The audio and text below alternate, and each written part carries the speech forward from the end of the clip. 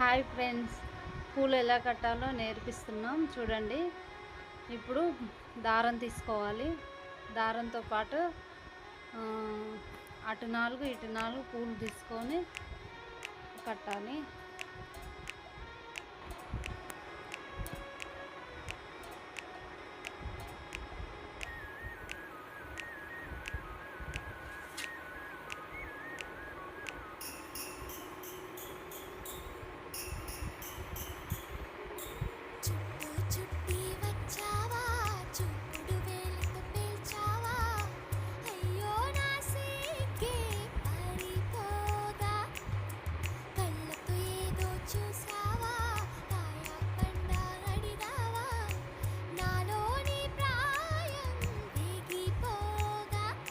విధానం ఇలా చూసిరు కదా.